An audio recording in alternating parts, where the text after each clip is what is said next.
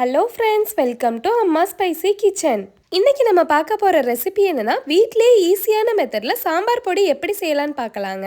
நீங்கள் கொஞ்சமாக துவரம்பருப்பு கூட இந்த சாம்பார் பொடி சேர்த்து சாம்பார் செஞ்சு பாருங்க ஃப்ரெண்ட்ஸ்.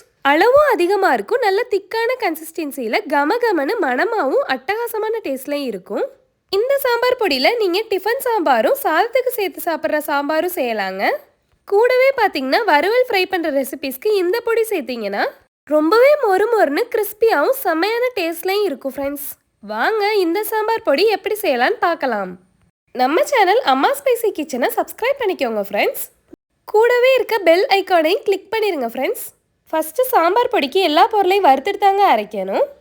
அப்போ தான் சாம்பார் ரொம்பவே மணமாக இருக்கும். வறுக்கிறதுக்கு அடிகனமான அகலமான பாத்திரமாக எடுத்துக்கணும். அப்போ தான் எல்லா பொருளும் ஒரே மாதிரி ஈவனாக வறுப்பட்டு வரும் ஃப்ரெண்ட்ஸ். இப்போ பாத்திரம் நல்லா ஹீட் ஆயிடுச்சுங்க. ஃபஸ்ட்டு மல்லி சேர்த்துக்கரலாம். இதோட அளவு 150 கிராம் இருக்கும். நல்ல ஃப்ரெஷ்ஷான நாட்டு மல்லியாக பார்த்து வாங்கிக்கோங்க.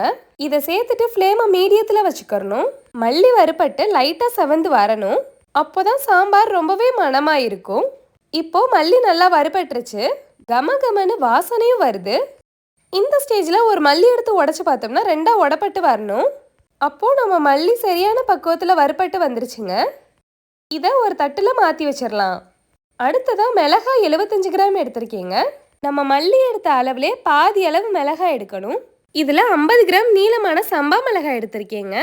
சாம்பாருக்கு நல்ல காரம் கிடைக்கும். மீதம் 25 கிராம் காஷ்மீரி மிளகாய் எடுத்துக்கரலாம். அப்போ தான் சாம்பாருக்கு நல்ல கலர் கிடைக்கும் ஃப்ரெண்ட்ஸ். இதோட காம்பு எல்லாம் எடுத்துட்டு தான் வறுக்கணும். அப்போ தான் பொடி கொரப்பாக இல்லாமல் நல்லா நைஸான பவுடராக கிடைக்கும். கொஞ்சமாக கல்லுப்பு சேர்த்துக்கிறேங்க.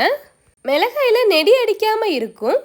இதுக்கு பதிலாக கொஞ்சமாக எண்ணெய் கூட சேர்த்துக்கரலாம். மிளகாயெல்லாம் ஒன்று போல் பக்குவமாக வறுபட்டு வரணும். இதோட கலர் மாறக்கூடாதுங்க. நம்ம கையில் எடுத்து தொட்டு பார்க்கும்போது சுருக்குன்னு சூடாக இருக்கணும். மிளகாயோட அளவும் பெருசாக இருக்கும். இந்த ஸ்டேஜில் இதையும் தட்டில் மாற்றி வச்சிடலாம்.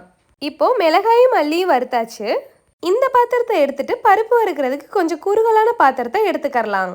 அப்போ தான் ஈஸியாகவும் இருக்கும். பருப்பெல்லாம் ஒரே மாதிரி ஈவனாக வறுப்பட்டும் வரும். நல்லா சூடாயிருச்சு. இதில் கடலைப்பருப்பு 50 கிராம் சேர்த்துக்கிட்டேங்க. அதாவது 4 டேபிள் ஸ்பூன் இருக்கும். மீடியம் ஃப்ளேம்லேயே வச்சு நல்லா செவக்க வறுக்கணும். இப்போது பருப்பு செவந்து வர தொடங்கிருச்சு. இந்த பக்குவத்தில் வறுப்பட்டு வரணும், கருகிடக்கூடாது. இல்லைன்னா சாம்பார்லேருந்து கசப்பு டேஸ்ட் வந்துடும்.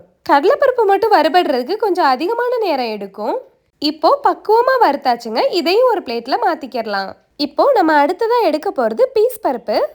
அதாவது நம்ம மசால் வடை பருப்பு வடை செய்கிற வடைப்பருப்பு தாங்க. இதோட அளவு கடலைப்பருப்பு எடுத்ததுலே பாதி அளவு 25 கிராம் எடுத்துக்கணுங்க. ஸ்பூனில் 2 டேபிள் ஸ்பூன் இருக்கும். நம்ம துவரம்பருப்பில் சாம்பார் செய்கிறதுனால பருப்போட ஃப்ளேவர் சாம்பாரில் அதிகமாகவே இருக்கும். திரும்பவும் துவரம்பருப்பு சேர்க்க வேணாங்க. இந்த வடைப்பருப்பை சேர்க்கறதுனால நல்ல ஃப்ளேவர் சாம்பாருக்கு கிடைக்கும். கூடவே நல்ல திக்னஸோடையும் இருக்கும். இந்த அளவுக்கு நல்லா பக்குவமாக செவந்து வந்துடுச்சு. இதையும் பிளேட்டில் மாற்றிடலாம். இப்போது அடுத்ததாக பார்த்தீங்கன்னா முழு உருட்டு உளுந்து 25 கிராம் எடுத்திருக்கீங்க. அதாவது 2 டேபிள் ஸ்பூன் இருக்கும். நம்ம வடைப்பருப்பை எடுத்த அதே அளவில் தான் எடுக்கணும். இதுவும் நல்லா செவந்து வறுப்பட்டு வரணுங்க. உளுந்துலேருந்து கமகமன்னு வாசனை வரணும். இந்த ஸ்டேஜில் இதையும் மாற்றி வச்சிடலாம். அடுத்ததாக பார்த்தீங்கன்னா அரிசி 25 கிராம் எடுத்திருக்கீங்க. இதுவும் 2 டேபிள் ஸ்பூன் இருக்கும். நம்ம சோறு வைக்கிற பொன்னி அரிசி தாங்க. இதுக்கு பதிலாக பச்சை அரிசியும் எடுத்துக்கரலாம். இது பொரிஞ்சு வர்ற மாதிரி மிதமான சூட்லேயே வறுத்துக்கரணும். செவந்து வந்துடக்கூடாது. இப்போது நல்லா பொரிஞ்சு இதோட கலர் லைட்டாக செவந்து வந்துடுச்சு. இதையும் மாற்றி வச்சிடலாம். அடுத்ததாக வெந்தயம் 1 டேபிள் ஸ்பூன் எடுத்துக்கரலாங்க. இந்த அளவு மல்லியும் மிளகாயும் எடுக்கும்போது 1 டேபிள் ஸ்பூன் சரியான அளவாக இருக்கும். வெந்தயம் கடுகு மாதிரியே வெடிச்சு வரணும். இது நல்லா பொரிஞ்சு செவந்து இருக்கணும். அப்போ தான் சாம்பார் பொடி நல்ல மணமாகவும் டேஸ்ட்டாகவும் கிடைக்கும். கருக விட்டுறக்கூடாது. இப்போது இதுவும் ரெடி ஆயிடுச்சுங்க, மாற்றிக்கிடலாம். அடுத்ததாக கடுகு 1 டேபிள் ஸ்பூன் சேர்த்துக்கரலாம். இதுவும் பொரிஞ்சு வரணும். இப்போது பார்த்தீங்கனாலே தெரியும் நல்லா பொரிஞ்சிருச்சுங்க. இதையும் மாற்றி வச்சிடலாம். லாஸ்ட்டாக நல்லா கழுவி சுத்தம் பண்ணிவிட்டு 1 கைப்பிடி கருவேப்பிலை சேர்த்துக்கிறேங்க. இதையும் மீடியம் ஹீட்லேயே வச்சு மொறுன்னு ஈரப்பதம் இல்லாமல் வறுத்துக்கிறணும். இப்போ பாருங்கள், இதோட பச்சை கலர் மாதிரி கிறிஸ்பியாக ஆயிடுச்சு. இதையும் மாற்றி வச்சிடலாம். சாம்பாருக்கு தேவையான எல்லா பொருளையும் வறுத்தாச்சு. இதை ஒரு அகலமான பாத்திரத்தில் எடுத்துக்கிறலாம். ஃபஸ்ட்டு வறுத்த மல்லி சேர்த்துக்கிறேங்க. அடுத்ததாக மிளகாய், கடலைப்பருப்பு, பீஸ் பருப்பு, உளுந்து, அரிசி, வெந்தயம், கடுகு சேர்த்துக்கறலாம். இந்த பருப்பு மல்லியோட சூட்லேயே 1 டீஸ்பூன் மிளகு, 1 டீஸ்பூன் சீரகம் ரெண்டும் சேர்த்துக்கறலாங்க. வறுக்க வேணாங்க, இந்த பொருட்களோட ஹீட்லேயே இதுவும் சூடாயிரும். அப்போதான் சாம்பாருக்கு நல்ல ஃப்ளேவர் கிடைக்குங்க. இதை வறுத்துட்டு சேர்க்கும்போது சாம்பாரில் ஒரு குத்தல் டேஸ்ட் வரும். அதனால தான் இது மாதிரி சேர்த்துக்கிறேன். லாஸ்ட்டாக நம்ம வறுத்து வச்ச கருவேப்பிலையும் சேர்த்துக்கறலாம். இதோட சூடு முழுவதும் குறைஞ்ச பிறகுதாங்க ஈரமில்லாத மிக்ஸி ஜாரில் சேர்த்துக்கிறேன். நம்ம மில்லில் அரைக்கும் போது முழு மஞ்சளும் பெருங்காயமும் வறுத்துட்டு சேர்த்து அரைச்சிக்கிறணும். இப்போ மிக்சியில் அரைக்கிறதுனால 1 டேபிள் ஸ்பூன் மஞ்சள் பொடியும் 1 டேபிள் ஸ்பூன் பெருங்காய பொடியும் சேர்த்துட்டு நல்லா நைஸாக அரைச்சிக்கிறேன். மிக்சியில் அரைக்கும் போது இடையில நிறுத்தி கொஞ்சம் டைம் எடுத்து அரைச்சிக்கோங்க. தொடர்ந்து அரைச்சிங்கன்னா மிக்ஸி ஜார் ஹீட் ஆகி சாம்பார் பொடி கருத்து போகும்.